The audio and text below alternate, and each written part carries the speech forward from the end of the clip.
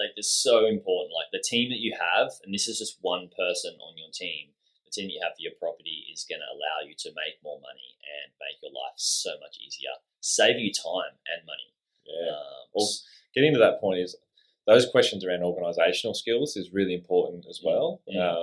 So what sort of questions are you going to talk about and ask about in terms of organisation? Understand their systems and processes. How long they've been using that. I guess that process for managing their tenants, and what what they see as the benefits, the pros and the cons of it. Because some businesses might just be running like an Excel spreadsheet, but it just doesn't have that level of like detail that all these software systems that have at the moment. Like Property Me is a portal. There's a lot of rental portals which you can ask what portals do you use for your, I guess, property management systems, and then you can go and understand, Google it, look at how they work, but also they will tell you one thing, but it gets to a stage where you've got to commit and see where that journey goes. I mean, it's not the most complex job in the world, to be straight. It's just more, the hardest part is dealing with humans and their emotions. Yeah.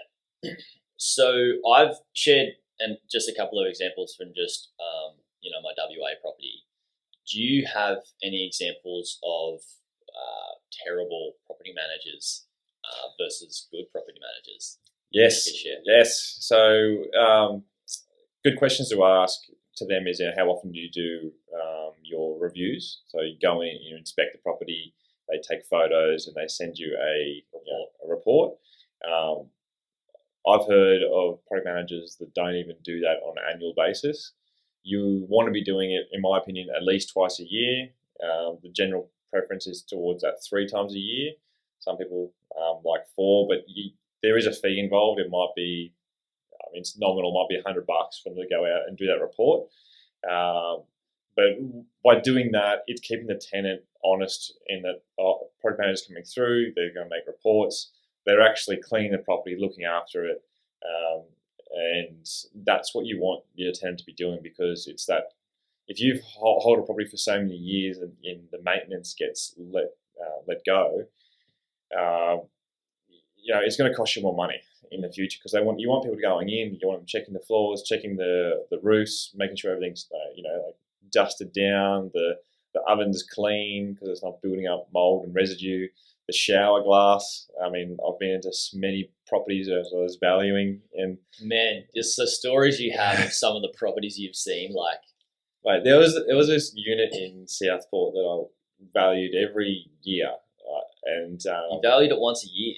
Yeah, and that's like we'll cover this probably in one of the next episodes or future episodes, is the importance of assessing your position every 12 months. Okay. So this person would get it revalued every 12 months to see where their equity position stands. Yep. And where that rental stands from my point of view, because I do a rental assessment and also a value assessment. But this tenant had their Christmas tree up all year round. I love it. Like, they didn't ever take it down. And it was the same tree.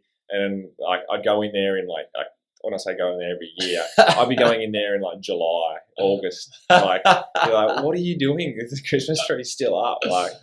And then you look at it and you're like, okay, cool, that's interesting. And then you go into the bathroom. Did that thing to bring the value of the property down?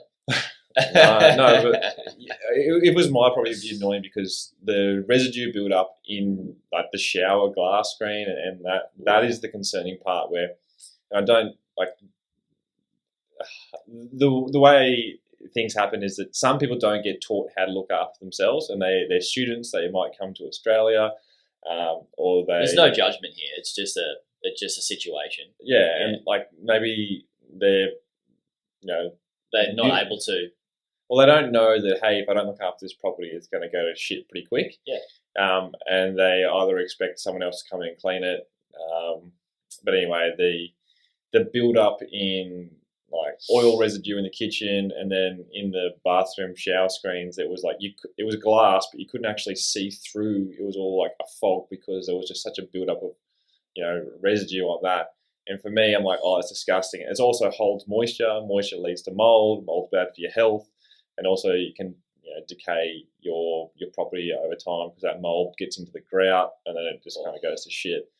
So they don't know that obviously, but your property manager should. And so what happened when you took a photo of this shower screen and you put it in the report and sent it to the owner? What did they say anything about this Christmas tree in the shower screen? Like a movie. I don't know. I send my report and I make my notes, but that's the property manager to discuss with the owner. I'm not going to. I'm not there to tell a property manager what to do. I'm not getting paid for that. But you've got to keep an eye out, and even as owners of properties, they might not even know that like that's the issue that they're facing. Like even with trees overhanging gutters, and owners of properties might not even think about it. That hey, actually trees lead to build up of leaves in the gutter. If it rains heavily, then that overpours into your roof line. That can cause water damage. Once again, mold damage, flood, all that kind of stuff. The property. So just get educated. If you're going to invest in property, you've got to know there's some simple things to help just maintain the property. And you want your property manager to know that, right? Yes, 100%. They should be telling you. That's the proactiveness that we talked about, which is having that experience. In their best interest, they don't want to deal with dramas. So they walk into properties and they go, I can see that as a drama. Let's let the owner know, and we'd recommend, getting the gutters cleaned, or recommend getting a high pressure clean because there might be moss built up on the driveway that could result in someone slipping, and that could be a potential lawsuit.